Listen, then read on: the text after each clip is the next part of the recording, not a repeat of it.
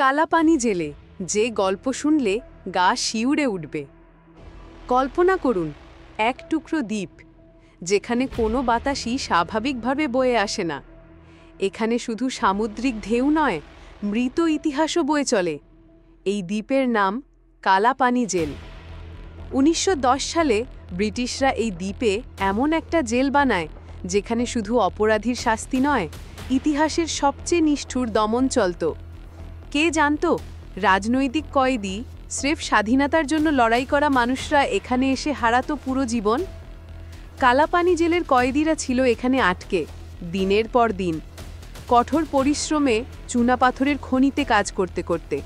কিন্তু এর চেয়ে খারাপ ছিল সেই নির্দিষ্ট নিয়মিত শাস্তি, যার কথা শুনে আপনার রোমাঞ্চ হবে।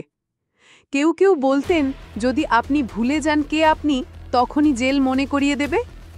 খাবার সীমিত, পানি নোংরা এবং ঘুম তা তো শুধু স্বপ্নে। কিন্তু আরও ভয়ঙ্কর ছিল ব্রিটিশদের পরীক্ষা, যেখানে কয়েদির ধৈর্য, সাহস আর শক্তি সীমার প্রান্তে যাচ্ছিল। কেউ পালানোর চেষ্টা করলে শাস্তি ছিল ভয়ঙ্কর, কখনো জীবন পর্যন্ত। আজও এই দ্বীপে ভ্রমণকারীরা এমন কিছু শোনেন যা বর্ণনা করা কঠিন।